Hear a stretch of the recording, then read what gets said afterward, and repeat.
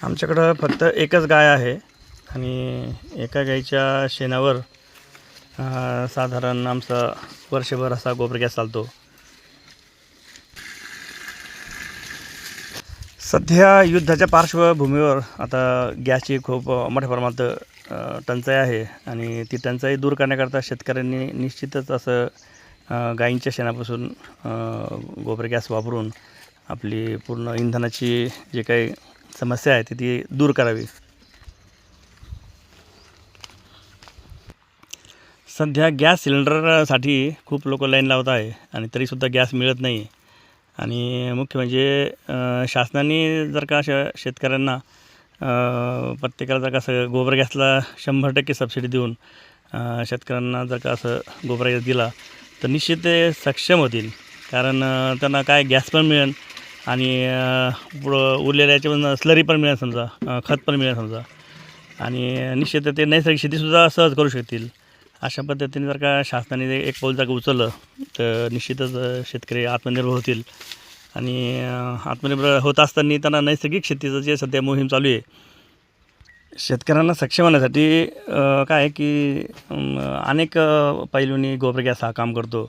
उदाहरणार्थ आता आम्हाला साधारण 2 टनापर्यंत 3 टनापर्यंत त्या स्लरीचं आम्हाला खत मिळतं. त्यात आम्ही विविध प्रकारचे, जसं आता कोंबडी खत असेल, त्यानंतर निमोळी पेंड असेल, प्युअर निमोळी पेंड, असे विविध प्रकार 15-20 प्रकार आम्ही मिक्स करून त्या खताची विक्री करतो आणि काही शेतीला कामं येतं समजा.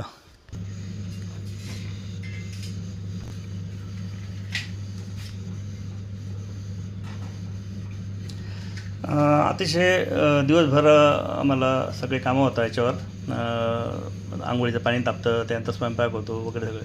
आता आम्ही सिलेंडरसुद्धा आम्ही टाकी ठेवली आहे, एक टाकी ठेवली आहे, परंतु आम्हाला क्वचितच याची गरज पडते. वर्षभरात एखादी इमर्जन्सी खूप गर्दी आली किंवा आमच्या कृषी पर्यटन अंतर्गत बरेच शेतकरी आले किंवा पर्यटक आले तर अचानक जर का विपरीत काळाकरता आम्ही एक टाकी ठेवली आणि ह्या टाकीला आम्हाला वर्षभरात एवढी टाकीसुद्धा आम्हाला लागत नाही. म्हणजे त्यातलीसुद्धा असं कधी दीड वर्ष टाकी जाते ती. निश्चितच आता चूल पेटण्याची गरज नाही, धुराची गरज नाही. असं गॅसच्या गोबर गॅसच्या अंतर्गत आपला सगळा स्वयंपाक हा खूप छान होतो. त्यातलं ते आपलं भाजीची वगैरे किंवा आपल्या व्यंजनाची चवसुद्धा खूप चांगली लागते. निश्चितच शासनाने अशा गोबर गॅसला चालना द्यावी आणि शेतकऱ्यांना सक्षम करावे. 100% अनुदान देऊन, असं 30% 20% जमणार नाही, 100% अनुदान देऊन नक्कीच